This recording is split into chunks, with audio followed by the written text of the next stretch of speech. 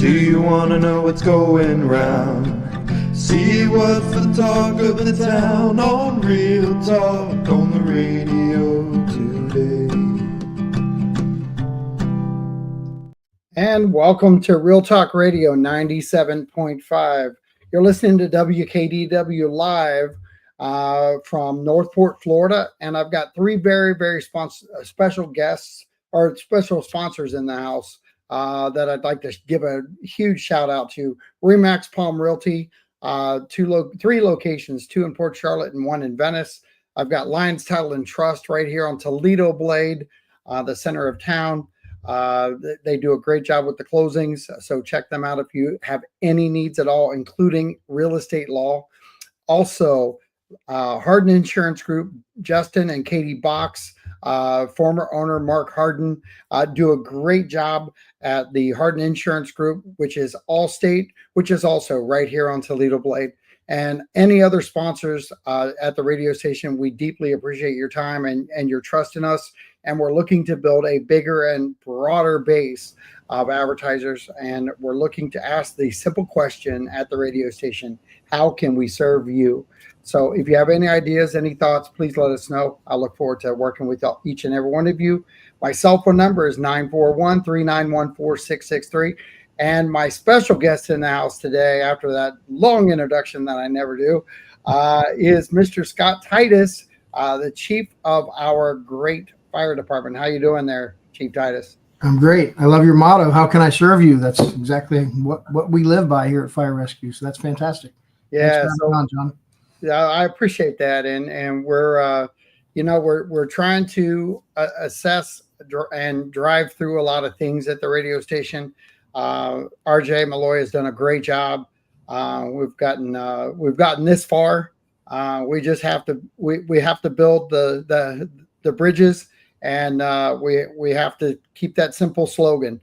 How can we serve? And we have to shine our logo. So we're all about the building of the brand, and we're going to take advantage of each and every opportunity that we can do to build the brand and build the trust of the community. So I look forward to working with you guys as always. Staff at the station, at the City Hall. It's been amazing, and we've built a great relationship there, and we're going to get better and stronger as that develops. You leaders at City Hall have ingrained in me a lot of things over the last few years, and I take a lot of pride in saying that I carried myself well prior to, but I'm looking to make myself a better person and make the station a better place, and it's not because it's bad, it's because we're all striving to be better. Well, and I can say I appreciate, John, the work that you've done and the partnership that you've offered us to be able to get our message out. It's such a small amount of the population that actually utilizes our services, thankfully. That's sometimes some people's worst days, but to get our message out, to answer questions, to be able to educate the public in a different format here on the radio with you and on the internet is phenomenal. And we're always looking ways to expand that. And you actually came to us and offered that. I know you've been a tremendous asset to our emergency management team here in the city and getting out emergency broadcasting. And what a phenomenal opportunity that's been.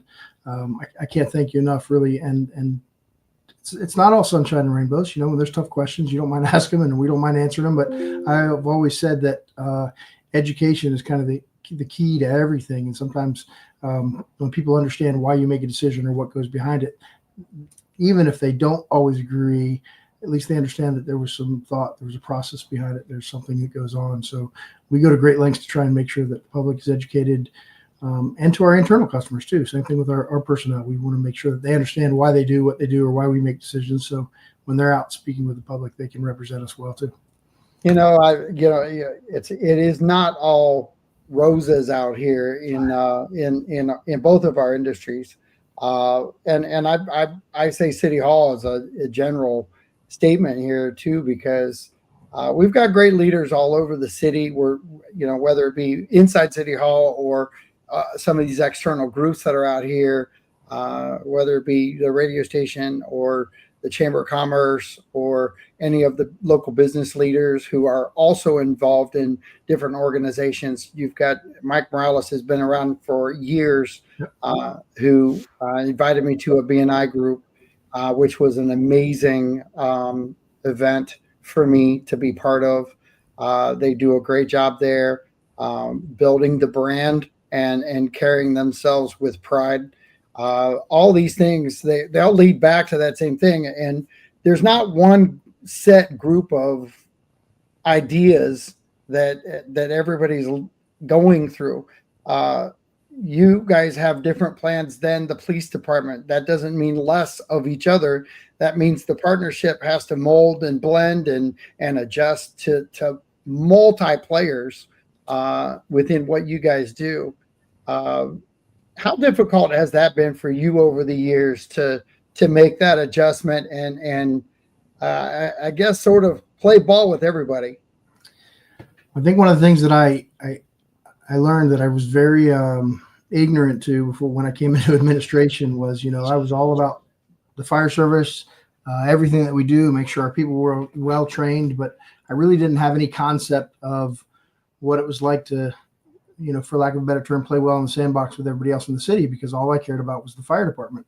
And, it's at some levels that's appropriate. As I came into fire administration, I realized, how important it is to be a team. It's like being a part of a family. And sometimes you have to, sometimes you got to make sacrifices even for your own goals in an attempt to help, another part of the organization meet their goals. So, when you talk about hiring strategy, sometimes we hold off on hiring so somebody else, if they have a more urgent need, they can, if we span those throughout the year, or, it's just an example of some things where, oftentimes the city will work together on projects and prioritize those to determine, what are the greatest needs. And sometimes that changes, I would say year to year, but sometimes even month to month, depending on what has happened. So it is very, very important to be intricately involved with all parts of the city. You've seen me before, John. I go to all the commission meetings beginning to end. And one of the reasons is you never know when something's going to come up that either you may be able to offer assistance or solution to.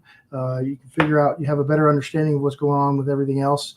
And, if you're really narrow focused and you're not paying attention to everything else, it can be very difficult sometimes to accomplish things when you don't know that another department or another part of the city is either, experiencing undue stress, financially, or, when something, a water main breaks or something like that, again, our personnel need to know that right away. And it's not just about having fire protection, but boil water notices and everything else. And so there's a whole lot that goes into it. And I think it's been really, really helpful to have the team that we have to learn how to kind of work together, identify those priorities and help each other.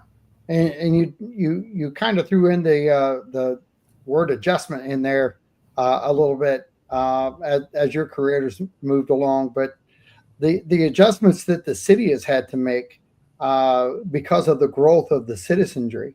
Can we talk a little bit about the strategic planning of the fire department and why that's valuable to the citizens to understand the locations and why you guys work so hard to strategically lay out where each fire department is? So there's a lot that goes into the strategic plan. So one thing that we try to do is we look at what the city's strategies are, what their strategic plan is over a time period, and we try and make sure that what we're doing, first, most importantly, doesn't conflict with that, and two, figure out how it folds into that and supports those goals, at the same time as meeting what the needs are of the community when it comes to fire and emergency services protection. So if you look at how the city was designed, many years ago, if you don't know a lot about how the city came up with General Development Corporation, and they put in really light infrastructure for roads and everything else, and they sold come down here for your lot of a dream, and they sold them really cheap to people unseen that came down.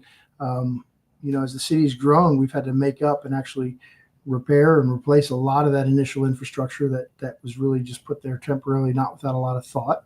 And so to harden that and do those things, and then look at, Northport's laid out somewhat uniquely, where the old saying they used to say is you can't get there from here. We only have a couple of most people consider them north-south corridors, but they're actually east-west corridors as the crow flies. But, I-75, Price Boulevard, and 41 run east and west in the city, and those are our main conduits. Well, when 41 is under construction, Price Boulevard is going to get widened. That there's a lot of things that affects. So everything from everybody's commute to work, to delivering the mail, to picking up trash, to emergency, responses in the area. So that all has to be coordinated and thought about how that happens.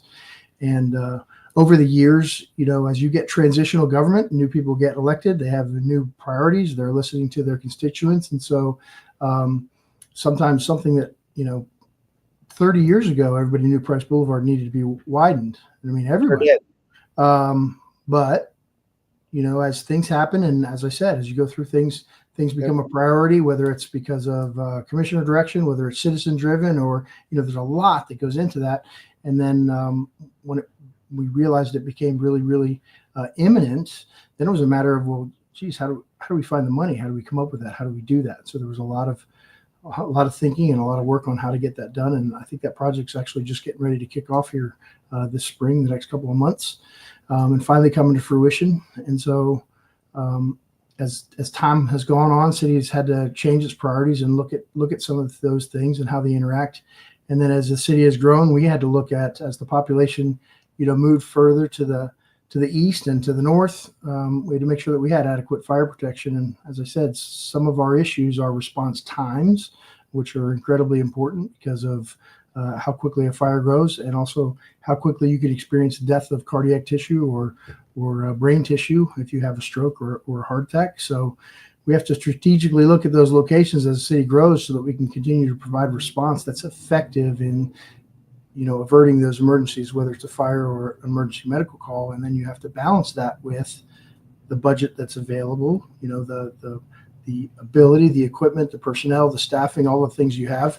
So you have to meet the needs of the community. And then you also have to consider on the side of it, you need to make sure that you're funded appropriately so that you can keep a competitive workforce, so you can train them well. So, I think, John, you've talked to me enough. My expectation is of incredibly high service, and our people have really bought into that. They work really hard, and that costs money for people to be educated and do things. And so to keep them at the level that they're at and reinvest in them, I think we've, and I've got some stats, and we'll get into stuff in future shows that really show that doing those things have made a difference in the service delivery model that we have. And as we've planned moving forward, as the city continues to expand, that strategic plan goes into not just station locations as areas develop, but what those priorities will be, what those timelines will be, what our general philosophies are, what is important to us as the fire department, what is important to you all as the community, how does that fold into the overall city plan? So there's really a lot to it. There's statistical analysis of response times, of areas, heat maps of locations that are getting, stressed, even in areas that we have, Fire Station 82, which is our original station on Northport Boulevard. You can have a fire station location that responds to calls all the time, but we recognized when you look at the unit hour availability, that ambulance was getting stressed so much that we were having to pull units all the time from other areas to run calls there. So as you do that analysis, you realize you need to infill additional units in the existing station. So now we're running, daytime hours, we're running 2 rescues, 2 ambulances out of that station, along with ALS fire truck. So the ALS truck is capable of doing anything an ambulance can. Just doesn't transport. So that's kind of helped alleviate some of that stress. And then again, during the daytime peak hours, 12 hours, that ambulance is there. And then at nighttime, it goes out to Haberlin Boulevard.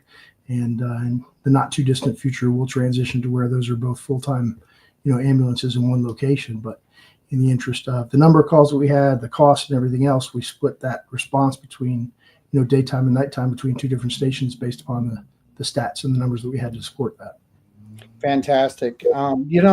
We talked about this a little bit, and Chuck English has got a question. I'm going to kind of lead in with this and then come to Chuck's because I think it's a great question first off. But when we were sitting in the OC, we had a little bit of time extra to talk here and there.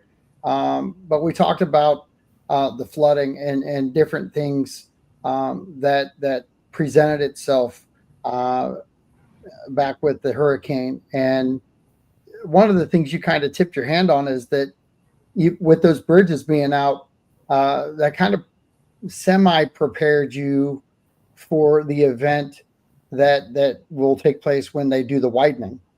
Sure. And that, I think it took, I don't want to say it made it easy for the city, but it certainly did take a tragic situation and kind of turn it into a strategic planning session for the future event, which is the widening.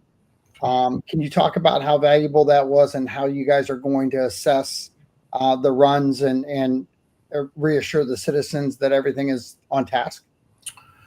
Yeah, some of the things. I mean, we anticipate that there is going to be some impact on those response times. It's going to be nearly impossible to avoid. But anytime a project like that starts, one of the things that they'll do is they figure out an MOT plan, which talks about how the traffic's going to be diverted, how those things are going to happen, how is emergency response going to get through those areas.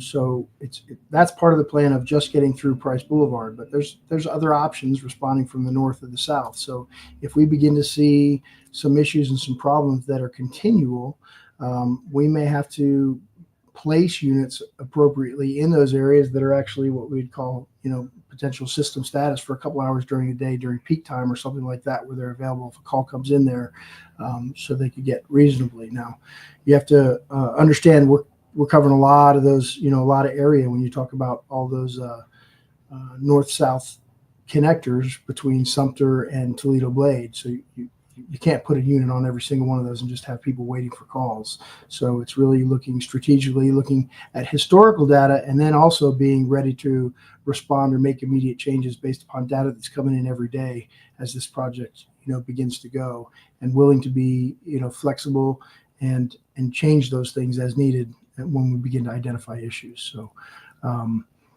the helpful thing now is with our station locations, the things that we have is, we can respond from multiple different directions, different areas, and that provides us, some latitude and helps. And thankfully, the bridges aren't out. So, even some of those areas that were cut off before, now we can have access to, even if price isn't there. So, but yeah, it's definitely an undertaking. It takes a lot of thought. The police department, I know one of the things the police department has done is, putting motorcycles on. It's going to provide them a little bit better access to some of those areas in and out. And we haven't really looked at that yet as far as on an EMS plan. I don't know that that's something that we would necessarily change to, although I did say I'd look pretty good on a motorcycle, I think. I think you would. We would enjoy that, but as far as the amount of equipment and things that we have to take, to a scene to get there, whether it be for a fire or medical call, I'm not sure that's super practical for us as a short-term solution. But again, we're willing to look at these things and adjust, in very quick timeline as things are needed. Well, I actually think you expanded into Chuck's question, which was about the corridors and stuff. Chuck, did that answer your question, or do you have another one to spin off of that? Because I think it kind of blended into that. Because while a lot of this data that we got with the flood with Ian, you've been here a long time, so historically you've got some ideas, and you had some ideas because you knew this project was in play. You guys have strategically gotten together with, I'm sure, everyone, and talked about how the traffic flow is going to be affected within some of these corridors. Do you think that the citizens will be able to take a deep breath and be rest assured that response times are going to maintain? I think no matter how you slice it, I'm not sure that they'll maintain. And that's one of the things that we have to look at. So the blessing we have on the north side of Price Boulevard, if we need to access it. So of course you can get anywhere off of Salford. You can get from Sumter by, cutting through the back roads that are a little bit north of the fire station here. Cranberry and Chamberlain can be pretty quickly accessed from Toledo Blade, from units responding in there if they couldn't use Price Boulevard or if it was too delayed. So it gives us access points, but the distance, it's still further. So there are things we're going to have to look at and see what those times are and how they stretch out. And there is, part of that MOT is having the traffic patterns understand, when we're running lights and sirens, is to be able to continue in the direction of travel that we're going, and it might impact oncoming traffic where they have to move out of the way, but we can still get there. So we're hoping that that time impact is not significant, and I'm confident that we will figure out a way to do that. But there will be some changes. I don't think there's any way, and quite honestly, right now there's changes without that project going on. It's more difficult responding on Price Boulevard than it was a year ago, 2 years ago, 3 years ago, 5 years ago. So if you try and, when we try and do an emergency response on Price Boulevard during school time, when the buses are running, when we try and do that when the mail person is delivering mail, when we try and do that when solid waste is picking stuff up, as anybody that drives in the city on that corridor can tell you, it has slowed their times down and made it a little bit more difficult. As I said, we've still had really good success, and our public is amazing and great in helping kind of clear a path for us, and they'll continue to do that. And I'm confident that it won't be hugely impactful, but I do think there will be some impact. And that's the whole reason to do the project, really, is because as time has gone on, it has become more difficult with access and things like that. So we have an obligation now to fix that. And it'll be a little bit of a short-term inconvenience sacrifice for a long-term gain. So a good clarification there, Chuck. I appreciate you retyping that in and kind of giving it some clarification. I would actually like him to address specifically the Toledo Blade and Price Boulevard extension to Center Road in a historical reason and the historical reasoning that he understands. But it does tie into only having one bridge across the river. And when they expand, 41 needs to be rebuilt if it goes out. So he's looking very futuristic, but clarification there again from Chuck. Thank you, Chuck. Is that this is coming in front of commission tomorrow? Yeah. So there's a couple of things that are potential future possibilities, but as you know, directly to the north of the city, if you took Toledo Blade directly north and you drew a straight line, eventually that line, if you could just kind of play map maker and lay down a road that would connect through to Clark Road, State Road 72, pretty out east, and it's not super far as the crow flies. It's really a few miles. The problem is it goes through a preserve area that I'm not sure that is ever going to allow a road to be developed through that. So it goes through Orange Hammock.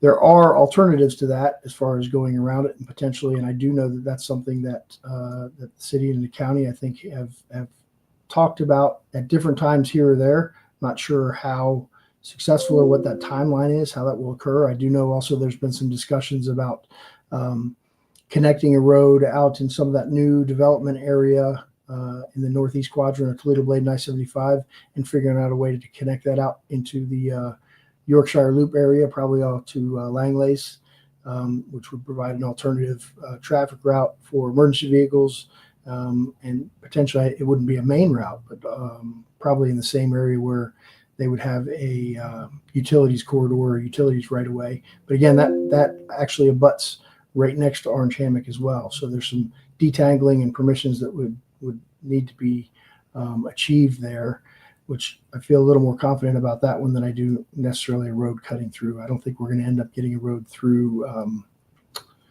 Orange Hammock, to the north. But I do think that the county is aware, the city is aware of looking at alternative stuff. I know that one of the things they're working on right now is even further widening River Road, which gives another access point to the interstate. I know in the future there's discussion about one and potentially two new interchanges off I-75, one at Yorkshire and one at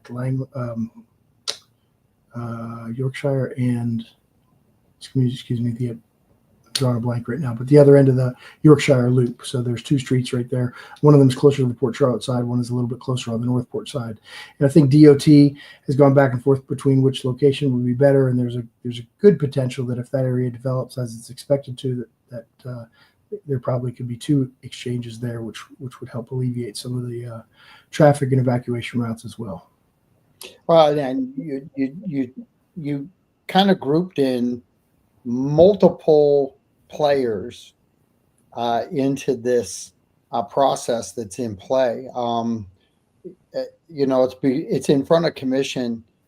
Can you talk about one being in front of commission, but also DOT and the state and how that gets regulated? And then I think you also have to throw the county in as a partner in some of these instances too, don't you? Well, both counties. So anytime you're looking at evacuation routes, you're looking at, adding and doing things on or off the interstate, whether it's traffic lights, interstate exchanges, it's many agency involvement. So the exchanges down to the south off Yorkshire Loop, obviously, we've worked with Sarasota County because we're within the county, but also with Charlotte County. Yep. Chuck Speak has actually they have a plan, an overall plan on some connectivity throughout the city that discusses a lot of these things. And as I'm sure many of the people in the public have heard, having great ideas is fantastic. But where do these projects get funded? How do they get funded? What's a realistic timeline and expectation? And how do you secure those things for the future? So I think that's one of the reasons why to have the discussion with commissions, get some more specific direction on what they want to do. I do know that Sarasota County worked very hard to get the expansion at River Road to provide wider access and better access for the evacuation route and for the amount of traffic. DOT, anytime you want to put a traffic light in or put an exchange in, it has to do with the number of vehicles, the amount of traffic, believe it or not, traffic lights, sometimes they're doing, they're looking at how many accidents were there or weren't there and what issues occurred and over what timeline. And there's a lot of information that they gather before they automatically allow the addition of a traffic light in a certain area. It's not something where the public works can just go out and say, you know what, we've seen some issues here at Sumter and I-75, so we're just going to go ahead and put a traffic light in. That has to be approved through Department of Transportation, and there's a lot that goes into making that happen. I do know that Sumter and to I-75 and also Toledo Blade and I-75 in the not too distant future will be getting traffic lights, and I think a lot of people would say they're happy. That's probably been a long time coming. You mentioned Chuck Speak in there, and with Northport Forward doing the United Tour and having these conversations out with the community. We've not only spent time together in the EOC, but we've done all the United Tours and we've filmed them and we've talked before and after. But with City Manager Fletcher, he is always touting the vast knowledge and the experience that we have at staff. Talk to how valuable it is to have someone like Chuck Speak and the rest of the experienced staff when you're going through issues like this and trying to find different ways. Talk about that.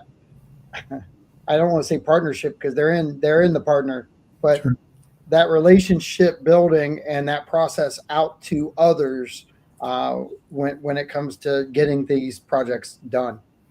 So there's a lot that goes into that. So having somebody on staff like Chuck is amazing. He's his department that he oversees, they touch so many different things. So they touch all the drainage, all the water control structures. They're in charge of the roads and the access points. And I'd be remiss if I didn't mention Elena Ray. So Development Services, she and Lori Barnes are incredibly well-versed and well-knowledged in what they do.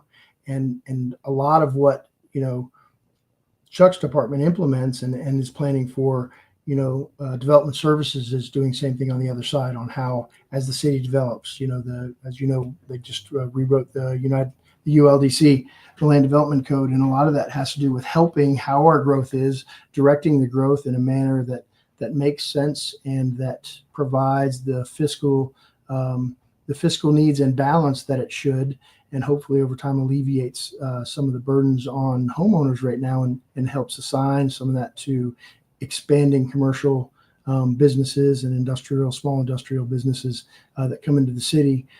Because right now, Northport was created as a bedroom community, which is wonderful. It's phenomenal. But because it's grown so fast, to apply all of those costs just on the burden of the homeowners, it Yep. can become very difficult. So the planning to how to shift that financial burden over years is it's a big project, but it's very, very it's appropriately intentioned and needs to happen.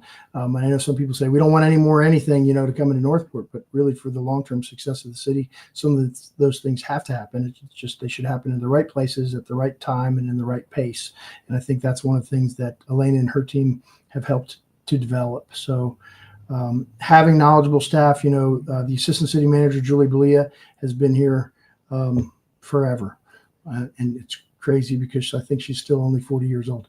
But if I didn't say that, I'd be in trouble. Right. But you're dropping so many names and yet the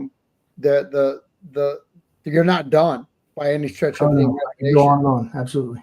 So it's I'll say this to the staff before I get a text and it says, "Hey, you didn't mention me." All joking aside, no, we do talk about almost all the staff all the time, whether it be with commissioners or city manager or the deputy chief of police, Chris Morales, and yourself. That camaraderie that you have within, one could say, "Oh, they're all just trying to get what they want," and I will say a word that I've been preaching at the station right now a lot, almost every day. We're focused on success. So are you. Sure. It's trying to get the citizens what they need, and I think one of the things that you were leading down to was also if we do this the right way, we implement things the right way, and we keep the tax rate down. It also is a benefit to the citizens that you're serving. And that's another key part of this whole thing, because if you throw out there, "Hey, we're going to have tax increases," everybody marches on City Hall or makes phone calls and does all those things. We don't have that very often, but it's and I'm not going to say we're not going to have them, because if we don't start getting citizens to understand what the structures are and what things need to be put into play, tax rate will go up. Sure. It isn't a choice. It is a choice if we do the right things preemptively. I'd rather do the right thing early and not have as big a tax rate increase, because once you get the tax rate increases rolling, they don't seem to ever slow down. We've kind of been 5 years. I think we're either 4 or 5 years now that we've kind of done everything we could possibly do on the budget to fix that. And I can say that to you because you do your budget. You're involved in that process. And Chuck's got another question, and I love the question, but I want to stay on the budget just for a second. The work that you guys put into that, can you talk to the citizens about how you work really hard? We've got Public Works that our recycling program. If we could get more of our citizens to participate, which is not a low number right now, but it definitely is not at a 100% clip. But we bring in about $400,000 of profit for a recycling program that no other city does. Not at the rate we do, not in our neighboring communities. So we are very, very efficient at getting those types of things done. Where fire, it's a little different. You don't have that moneymaker drive. So can you talk about your budget and how that works? Absolutely. So as you may or may not know, especially people listening, how long our budget process is, it really starts now and it goes all the way through until, budget adoption. That's, July, August, September. So it's almost, 9-10 months out of the year that we're heavily working on budget, from the formulation stage then to the adoption stage. And, the beginning part of that and what we try and focus on is what are our needs? So what has changed in the community that drives a different need or an expansion of, additional units or additional personnel. So, for example, we have an area that's developed more. Our next fire station is going up in Welland Park. Right now, our response times are about as stretched as they can be in Welland Park without adding another fire station. So that station is in design and development. And when it comes online, we will have the personnel hired, trained, ready to go. And so looking at that, how do you incorporate that in and pay for that over time? The goal anytime you're expanding a budget or doing something when you're impacting the community is to try to not have these really high peaks and valleys. You don't want rates to go up, way down, up, way down. It's very difficult for people to figure that out. And as we all know, because we see it in our budget every day, costs aren't going down. So to believe that the cost for services would go down over time is unrealistic unless we were to cut some services or reduce level of service in certain areas. And during economic crisis times, I think we've seen it here, and we've seen it in other cities and areas where they make cuts to certain programs or certain things, and they do that by prioritizing, well, what's most important and what's most needed, and then that kind of goes down the scale. And I'm thankful to say, for the most part, although we tighten our belts as much as we can, we've not ever been in a position where we've had to lay off firefighters or police officers. But we have laid people off in the city before. And so all that's very impactful to the services as the city continues to grow. So you want to try and formulate your budget based upon needs, not wants, and you want to have those needs directed to what we talked about earlier. It's directed to a plan of growth and a plan of meeting the needs of the community, and making sure that you're just not kind of off on a tangent somewhere, and doing things. So everything that we ask for in the budget is supported through our mission and through the things that we do, and that's important. And then we try and do that we do a 10-year plan on what our budget will be, and then every year we adjust what those estimates are. So if we said that the cost of a fire truck is going to go up on an average, it used to be about between 6 and 8% a year. Well, it went up 40% over 2 years after COVID, and Right. So we had to go back and readdress, what those costs are and how we pay for that over time, which is why you'll continually see every year our estimates on what we think our rates are going to be. They change a little bit based upon what's happened in the economy around us and if there's been any needs that have changed. Do we need something additional that was unforeseen? Did something come up? Was there a technology change? We operate in an industry where NFPA says, you need to do this, and you need to make a change, and they make these mandates, ordinances occur, and laws that happen that they make unfunded mandates that we have to adjust to, and we don't have a choice. We can't just say no to some of those things. We have to do it. We have to find a way, and it may not have been an anticipated cost for us because we didn't know that it was coming in legislation or things like that. So those some things sometimes make it a little bit difficult to plan, but all of the things that we can foresee, that we can think about, we try and plan those out long term. So it's a steady climb of what those rates are, instead of like these giant peaks and valleys. And I do know that the city's tried to do and been very successful in trying to hold that millage rate, at the same rate. I don't know whether they'll be able to continue to do that and afford the infrastructure needs that we have coming up. But they've done that pretty successfully for a number of years. And what's helped that is obviously we've continued to increase the value of the properties in the area and continued to grow, which has helped tremendously. And that does offset all those things. I'm going to ask you the question in regards to Chuck at this point, but I would love to go more into the budget and how that works. But I would love to really delve into that, on how that really will play out if things don't get adjusted. Sure. Because that impact that people will feel is a higher tax rate. Property values can go up, but they can't just keep going up and offset costs. We're fortunate right now that that's happening, but at some point they're going to level. And even if it leveled a little bit, that would cause an issue in a budget.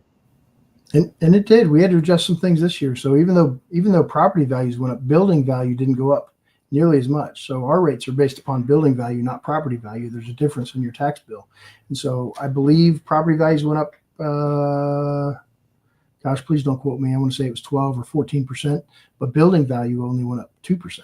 And so that our rates we had to do a larger percentage increase on our rates to make up for that, because we weren't going to be able to do things that we needed to do. So that's something we always have to keep an eye on and look at. And the city manager does a really good job. As I said, when we formulate that budget, what we start with looks nothing like what we end with after 10 months. And it's because, again, as you learn the priorities throughout the whole city, sometimes there's some things where you have to make a compromise. I say we, cut stuff off and leave it on the cutting room floor. We like everybody to be aware of what we did not fund, so that if it was an enhanced level of service or something else that was increased, anytime we add something new to the budget or enhance something, we have to fill out paperwork that basically highlights it to the city manager, to the team, and then to the commissioners that say this is an increased something. To bring it to their attention. And those are the things that are really critically looked at as we go through the budget process. And as I said, when you get to the end of that process, sometimes it's okay, I need $2 million more from fire rescue. You need to find it. You got to cut it. And where's it going to come from? And sometimes in the 11th hour, we're going and making some hard decisions and trying to figure out. Sometimes we cross our fingers and say, I hope we don't have a bad fire season or a bad storm season as far as overtime, or, you make these adjustments, but it's a lot. You talk about fire season and the devastation that they're filling out in California. We've had some dryness at times here, and we really do pay attention. And you guys do a great job of putting Smokey the Bear out front on Sumter and giving the indicators. But people can find that information out online too, can't they?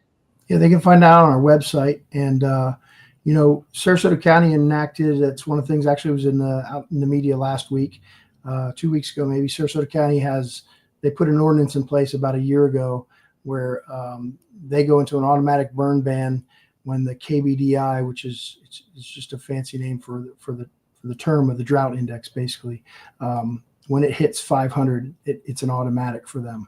We typically we work with Florida Forest Service, and we've always used 600 as that number. Right now, countywide, we're at about 5. I think today we're at 553. So we've been keeping an eye on it and watching it. It is a little bit dry out there. It's not horrific. That doesn't mean we couldn't have a fire.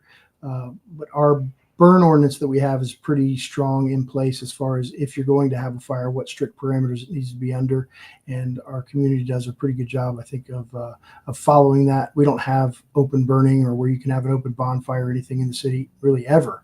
So to do a burn ban, sometimes, especially because the state forest is within the confines of the city, that's one of the reasons why we go a little bit higher than Sarasota County, and it's not an automatic for us. We actually put that out and advertise it when we're going to do it.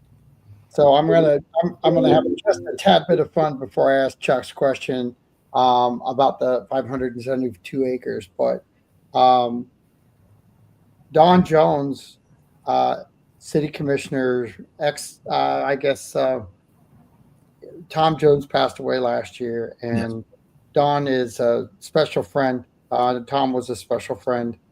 And he had a great life, but celebrated a wonderful part of being involved with Northport. City commissioner, had some health issues towards the end, and I wish Tom would have been able to power through and watch all this and be part of it. And he was an asset. Don was an asset. And I talk about fire, but I think I've ever told you that when Ellie Rose, my granddaughter, was 1 year old, I took her to the fire station over on Sumter, and Don was there. I still have, and I'm going to, when you're talking for a bit, I'm going to grab it, but I still have Ellie Rose's fire hat. And when she visits, the first thing she does is go to my trophy room and see her hat that's up on the trophy case. And there's some special moments that those little pink hats they give. And community people, they need to understand there's outreach there. There's all kinds of things. When I was a school bus driver back in the day before I came to Northport, I did that because I took care of my dad who had cancer. And uh, I went past the stations up in Columbus, and they gave me coloring books and crayons, and the fire department or police department did the same thing. So I had entertainment on my school buses. They weren't doing they were coloring, and we had competitions, and we just did all kinds of fun stuff. But the fire departments, you guys do outreach, just like Shop with the Cop with the police department. They do a fantastic job there, changing lives. But can you talk a little bit about your outreach, and then I'm going to come back to Chuck. And Chuck, I apologize for that, but yeah, we have a ton of programs, and one up to Don and Tom Jones, former Commissioner Jones, were obviously very near and dear to us. Don worked with our agency for a long, long time and was with Sarasota County before that. So she's still very close to us, and we're sorry that Tom left. Tom was a great man. I can say that both of them volunteered. They did more volunteer work in the city, I think, than any 10 people I've seen combined. There's a few that come close that I can think of, but not many. And so they've done a whole lot. But we have a lot of different outreach programs. Some of them are done through our benevolent. Look at that. Nice. It's a little small for you. We're gonna have to get you just a tad bit. But you know what? It's the Jones family, fantastic. But I will tell you that I feel like Dawn did this yesterday. She's an amazing ambassador for what we did and for some of our outreach programs and everything. And yeah, she's been amazing. So our benevolent does outreaches, especially through the holidays. A lot of that is for providing, food, providing meals, providing gifts, adopting families, doing things like that. And then the department, the entire department itself does a lot of programs throughout the year for fire prevention, for smoke detectors, for File for Life program. If we show up to your house and you're not able to communicate with us, how we could get that information, how that would be received. There's, our burn program awareness, community CPR, which is incredibly important. If you want, call the front office, 941-240-8150, and ask about when we have a hands-only CPR class coming up. Those are incredibly important in our survival rates for our patients. If CPR is done before we get there, if you want to make a difference, that's probably the most significant thing you can do, I think, to make a difference in the community. Know where your AEDs are at some of the locations throughout the city, so you can do early intervention. And then, know in your homes and in your areas where smoke detectors are, learn how to take care of, we teach about, fire safety prevention. A lot of it's through our outreach programs like this on social media, on all of our different platforms. And then we go out to the schools. We have programs. Our open house is actually coming up. It's coming up on January 25th, and it's going to be from 10 to 2. We're super excited. It's going to be our second annual open house. It's going to be at the fire training facility over by Northport High School. And there's going to be a lot of great stuff to see out there, and some food and events and a lot of fun. And everything that we do, all of our outreach programs, we'll have information there and people talking there about all those different programs and things that we do. So that's a huge part. Community prevention, fire prevention, and EMS education is a huge part of what we do. Awesome. Thanks for that. And I didn't know I was going to go there, and I'm glad I did, because there's a lot of information there for people. But Chuck, Chief, could you, there's two questions here. Robin, thank you for joining in and then into this. Chief, could you also address the forestry project that's covering 572 acres on the southwestern quadrant of Activity Center 3? And then with that, Robin, regarding this 700 or 572 acres, Chief Titus, were you able to speak with Forestry Division to see if they do in fact have an implementation program or plan? Okay, so first, Robin's is the easiest one to answer. No, I've reached out. I've not heard back yet, but the answer that I got was they're ready to implement any day. Again, same answer I got before. So I'm still working on that, Robin, and when I get that, I will absolutely get that to you. And what Robin was asking more specifically on that implementation plan was the area that they're going to treat and mitigate is broken down into several different sections. They're adjacent to each other. And her kind of question on the implementation was, how are they going to break that down? How much done each day or multiple days, or is it, going to be a week at a time or anything like that? So I'm trying to get some more specifics for her. We helped the Forest Service identify areas that we thought in the city that had gone for a long period of time that did not have active wildfire, but also were high risk areas that if we were to get a wildfire running through that area, the risk that it would pose not only to our firefighters, but also to the community. And so this particular area is the area that the Florida Forest Service selected. And the north side of it is I-75. The south side of it is a road called Constitution, which is a little bit north of Price. But all of this runs on the west side of the Myakkahatchee Creek. And so one of the things there is there's limited access in and out of that area. And it's an area of high growth. So if we were to have a fire in there, we can get in there, but depending on direction of wind that day and what's going on, it could be very dangerous for our personnel. It'd be a very easy fire to get actually stuck or trapped in without having an exit. Anytime we have a brush fire, we're looking for several things. So LCES is the acronym that we use, but it's lookout, communications, escape routes, and safety. There's really limited escape routes in there. So even if you have all of those other things, fire conditions can change incredibly quickly, especially you get an area like this. A running fire creates its own wind, its own downdrafts, and it becomes very unpredictable. And so even having lookouts, things can change very quickly. And although we don't have some of the topography that they have out west that everybody's seen over the last several days, when you get a running wildfire, you get low humidity, those fires can spot, half a mile sometimes away from where the direct fire is. So a fire in this area, then if it got into the area on the east side of the Myakkahatchee Creek, that is a heavily populated area, and there's a lot of wildland urban interface in there where the homes are adjacent to a lot of vacant lots that haven't burned in years, and there's just a heavy amount of growth in those areas that would make it very difficult for structure protection in there for our personnel, make it very difficult for the community. So we feel like this would be a good area to have mitigated. I told Robin the other day, and I was trying to look for it. I think about 12 years ago, we mitigated this area once before, but I'm still trying to find the information on that.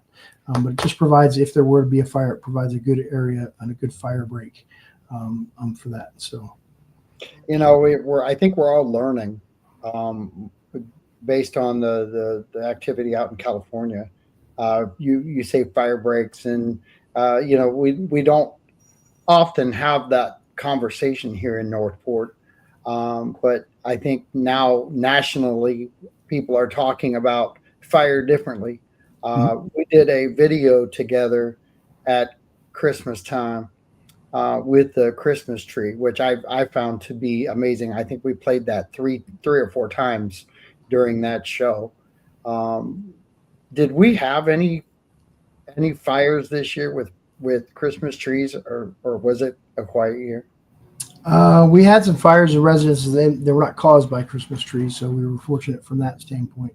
When you look at what happened out west and what happens here, as I said, there's a big difference in the topography, so they're dealing with a different way to fight those fires. We do have the advantage in some of our areas of having street access, but in the older areas and over in this area that they're going to mitigate, some of those roads are actually almost grown over because there's not development there, so it makes the access very difficult. Depending where in the city, whether or not there's access to fire hydrants or whether we need to set up tanker shuttles and shuttle water back and forth to fight that fire.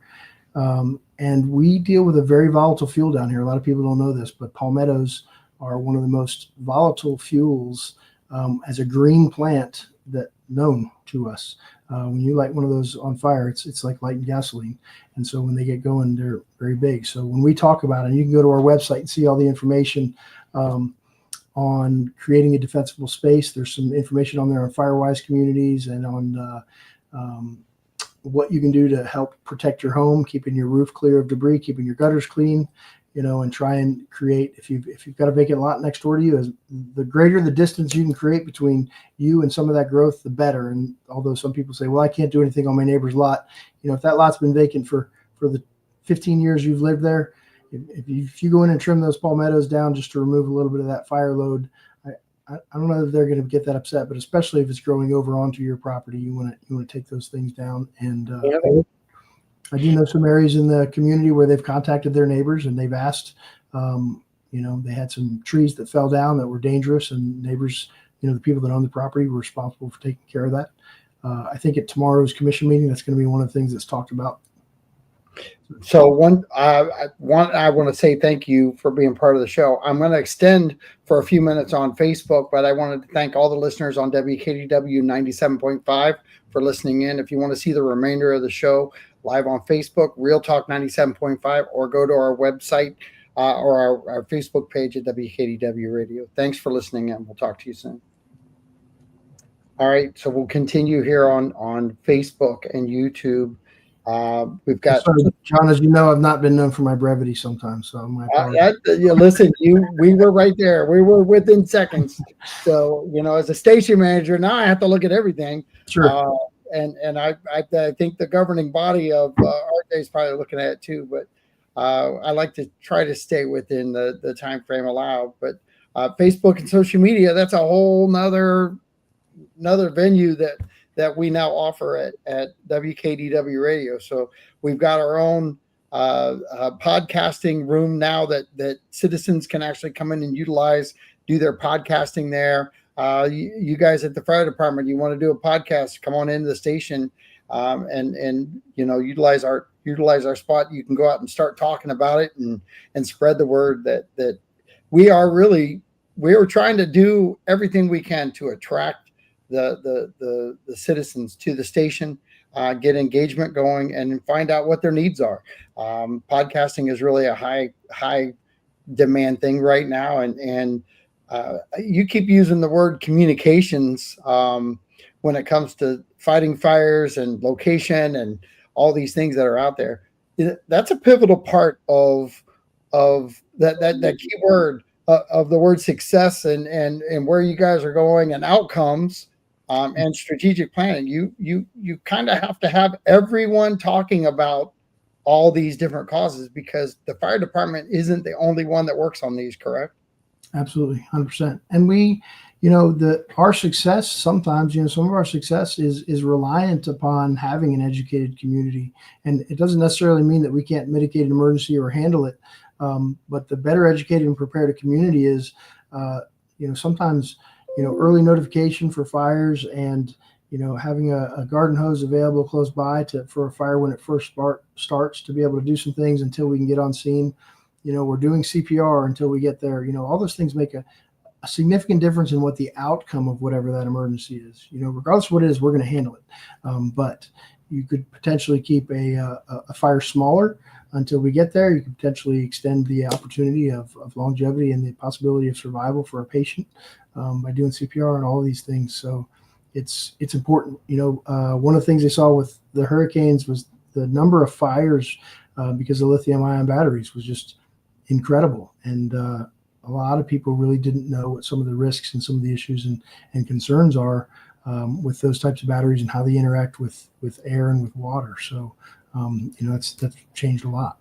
Well, Robin talked about the fire years ago on Armour, but we've had some pretty big fires. Even the one on behind Pink Tequila that spread across the street, across Toledo Blade. You talk about the ignition and the fire and the power of the fire that moved across Toledo Blade, and you guys were fighting at that point.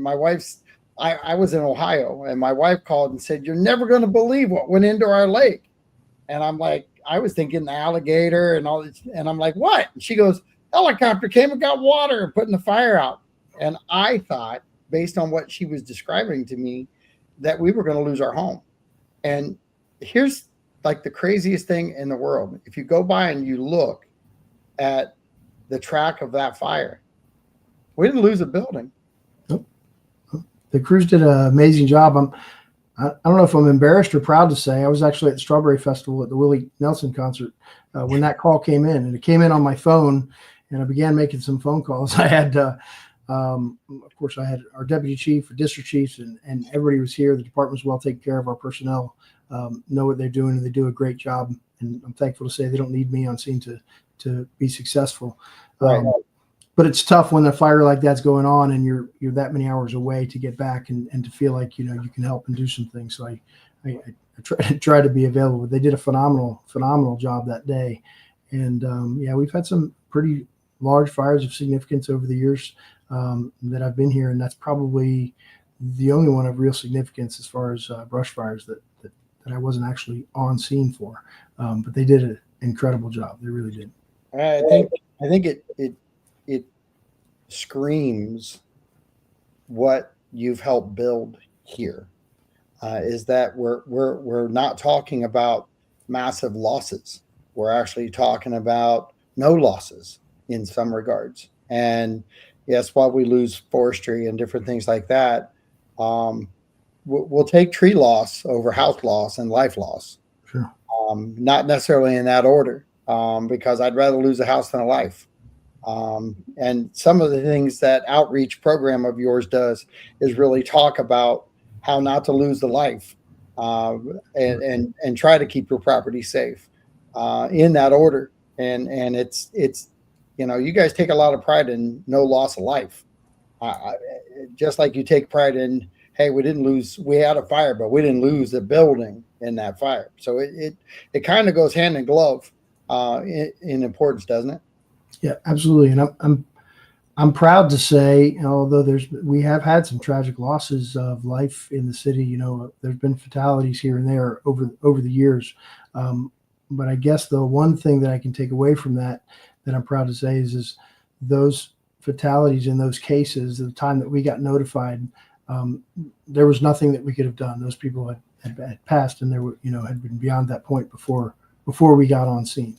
I can tell you our personnel take it very, very seriously. There's kind of an old moniker, risk a lot to save a lot, risk little to save little. Our people will risk their lives to save a life. And they practice a very aggressive search and rescue culture. And you can see fire coming out of every window and through the roof. And if there's somebody on the backside of that house, they're going to figure out a way to get in there. If there's a way to get in there and they're alive, to get in there and get them, their best chance of success is when we get on scene. And so they work at that. As a matter of fact, we just had a RIT competition in Orlando this past week. And the premise of that is to go in and remove a downed firefighter. But it's the same type of an idea. It's going into an environment that's difficult, that you can't see, limited visibility, high heat, and going in and searching for victims and getting them out. And that's something that our personnel practice weekly, to be able to go and effect a rescue and do those things. And they do it incredibly well. I'm very proud of how seriously they take that. There are some fire departments that have a culture that they don't want to go inside. They don't want to do interior attack. Our job is inherently dangerous, and I pray to God that we never lose a firefighter. I really do.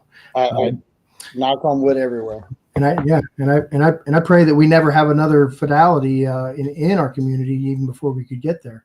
That's why we work so hard on fire prevention. Our fire prevention division, all the things they do commercially, and the things they do, our personnel go out annually and do pre-plans and things like that. And all of that is to make sure to try and help increase the safety level of our community when they're inside buildings. But as far as a residential home, we don't have a jurisdiction. So that's why we put out all the information we do about paying attention to, what's plugged in, not putting electrical cords under your rug, all these things that people can do to help decrease their chances of fires.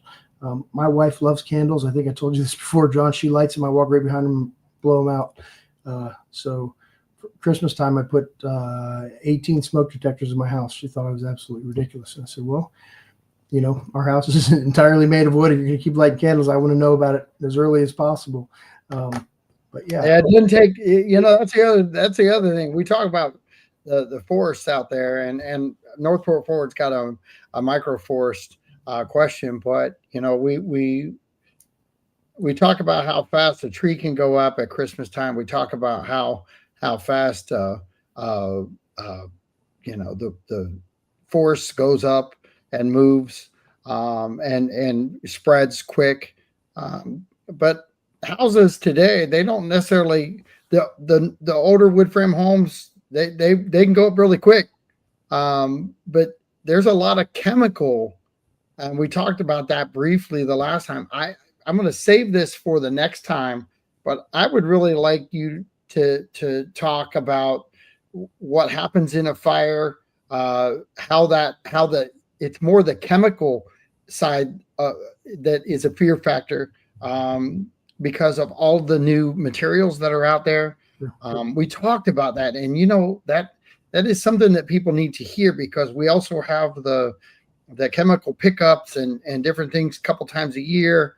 I think we should incorporate a conversation in about the preparation of your home, with preparing for it to be a fire. So if you have unused chemicals that are there, it's time to discard them. And that's a great way to start the new year, is to talk about that chemical discard that is there, let alone all the other plastics and different things that are causing a lot of issues. But I'll go to the last question with Northport Forward. There's been a great interest in creating microforest in the last few years. There's a project being installed in Venice along Jacaranda. Do you know if there's is that I don't see it. Do you see it? Yeah, I see it. So it's asking if there's any challenges or issues for fire rescue as they grow. So actually, up until quite recently, I had not ever heard the term microforest. I actually, by happenstance, now I feel like I'm well educated, because they're asking me a question that I did read a little bit about.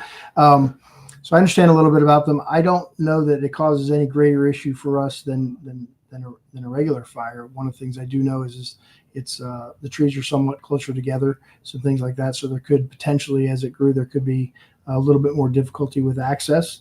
But as far as causing issue and planting them, I think the idea is to create some habitats and microsystems in certain areas that are kind of dedicated, that help wildlife, and also then the growth of some of the foliage and plants. And as with any forest, whether it's created as microforest, man-made, or whether it's naturally occurring in nature, if you go back and you look historically, the very, very best thing that can happen over time for a forest or an area is that it actually burns. Historically, as we began to populate and form this nation, when fires occurred and there wasn't a formal fire service or the capabilities to respond to wildland-urban interface, fires would happen. And a head fire is very difficult because it creates so much heat and it moves so fast. A lot of times it will kill the trees. So when you see some of the prescribed burns that the Florida Forest Service does or the ranchers do, they do what's called a back burn. So basically, they light the fire and it moves in the direction against the wind. And what that does is it keeps it as a slower moving fire. It keeps it low to the ground. It burns out all of the underbrush and lower foliage areas without killing the trees. And the ash from those fires is incredible, filled with nutrients. So it promotes new growth almost immediately within a week of a control burn or something. You can go back and you can see new green stuff sprouting up. Clears out all the underbrush, which helps with a lot of the flora and fauna and the animals. Opens up their pathways and things like that and their access, and it's great. But California and some of these other places where we have had to artificially restrict naturally occurring fires, is what happens is you get years and years and years of growth and development and heavy growth. And we have almost anywhere you go in Florida, you'll see that here, because we can't just go and do a burn, adjacent to a residential area, because although there can be certainly a benefit, the risk is too much. If the wind changes, if something happens, it's not worth losing a structure or causing an issue. And then there's all kinds of environmental issues. There's issues of people and the laws that are on the books. If the smoke is causing medical issues for some people, you can't do it. And so it's very, very difficult to do prescribed burns in a city like what we have, unless you go further out east, which again, in the past, we've done some burns out east where we've created almost like what we're talking about with this mitigation effort over here along the Myakatchee Creek. This mechanical effort is kind of in place of doing a prescribed burn. It has the same effect of taking out some of those lower level fuels and preserving the trees, and it creates a fire break forest, just like if we were able to do a prescribed burn. Well, and I appreciate all your time. I know that we've gone over about 15 minutes, and we're not setting records, but I think we set one for you because we've gone over 15 minutes now. But you and we've sat and talked for a lot of time at the OC and different areas at within the city with Northport Forward's events with the United Tours and things like that. But I got to give a shout out to everyone from the city who is part of the twice a week show that I have here. We have got to start taking recognition for what our great leaders are doing in our community, which is an hour of Q&A or conversation, town hall form, right on the air live, participants, citizens being involved, Rob and Chuck, Northport Forward. Sean, I didn't ask the question. Boots and Badges, who won? Do you know who won between Boots and Badges? So they haven't told us yet, but I was told that it may be the police department, in which case I asked for a recount. But yes. We're already talking about planning the next event. But no, they I'm not sure what happened. Actually, we just were reaching out to them last week because we hadn't heard anything. I think it kind of fell off everybody's radar. I think the event coordinator for Suncoast Community Blood Bank was a new person this year, and so we didn't have as much planning on the front end, and communication was a little bit disjointed. But I think they've already been in touch with us, and this upcoming year, this summer, I think we'll do much better. But and again, the bonus to that is the citizens are victors. Absolutely. It's a great opportunity to partner with fire and police to save lives. Sometimes a real difficult time for blood supplies, and we make a casual and fun, competition out of it. But the reality is it's much needed, and you never know whose life you might be saving. It could be somebody that you love and know. And so we definitely advocate for it. I think it's very important. Well, the blessings are that you guys are part of the show, and you're continuing to want to be part. Up and down the coast, our recycling program is bar none a standalone, and so are you and the rest of the staff for going out of their way, commissioners and Deputy Chief Morales and the police department, city manager, staff, anybody who comes on this show. We are different than any other city when it comes to that, because we are in the forefront of all this stuff. So I appreciate your time. Thank you very much. I appreciate it too. Mr. English, Robin, if you have any other questions I didn't answer, please call me. Happy to answer. And John, I appreciate the time. I look forward to talking to you next time. All right, brother. You have a good day. I'll talk to you.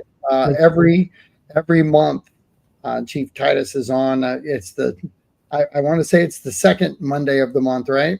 Yes, sir. Second Monday of the month. First Monday of the month is the police department. Third Monday of the month is our one of the city commissioners, and then a fourth Monday of the month is the special department that's picked by staff. So and then city manager is the second Friday of the month. So we have 5 different shows every month based on our city and information. The biggest part you, the citizens, can do is share this information. Thanks, and have a great day. This is John Rawlings and Chief Titus saying have a blessed day and be safe out there, and drive and slow down. Just take your time. No emergencies. Have a great day. Bye-bye. Thanks, John. Bye-bye.